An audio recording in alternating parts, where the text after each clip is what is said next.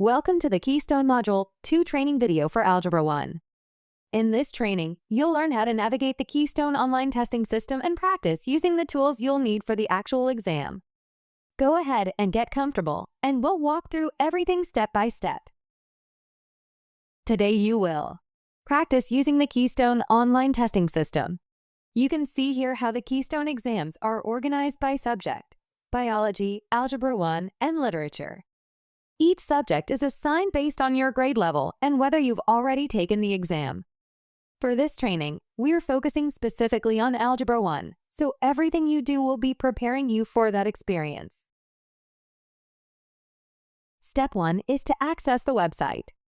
At the end of this video, you can either click the Keystone training link located below, or come back to this section of the video to copy and paste the web address into your browser. Take your time here. If the link doesn't work right away, just carefully type it in.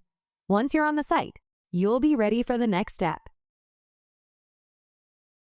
Step 2 is to select your subject. On the screen, you'll see several options. You want to choose Mathematics, which is the Algebra 1 test. Make sure you select the correct subject before moving forward so you're practicing the right material. Now for Step 3. Click on the Algebra 1 button. This is where you officially enter the Algebra 1 training environment, so double-check that you click the correct option before continuing. Step 4 is to verify your information. Take a moment to review everything on the screen. You should see your name, the test name, and your school. This step is important because it confirms you're in the correct test. Once everything looks correct, you will go ahead and click Continue. Step 5 is to select the test. You'll see a page labeled Test Modules. Look for the link that says something like Algebra 1 OTT. You will click that link to begin your training test. Step 6 brings you to the Attention and Setup page. This page includes important testing rules and reminders. You will take a moment to read through it carefully. It explains that you should not copy or share any part of the test and that all materials are secure. When you're ready, you will click Continue to move forward.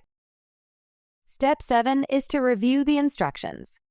You'll now see a directions screen with important testing rules. Be sure to read these carefully. If you need more information, use the More button at the bottom of the screen to scroll through all directions. This helps you understand exactly how the test works before you begin. You will then be ready to click Begin the Test button.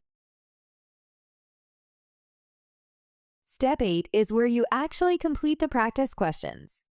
As you work through them, pay attention to the practice hints. These will help you learn how to use the tools built into the test. Remember, this is practice. You do not need to get every answer correct. The goal is to learn how to use the testing tools effectively. You can expect between 8 to 15 questions depending on the subject you're practicing, so pace yourself and focus on learning. Once you finish the training, it's time for a quick check. Return to your course and complete the quick check activity.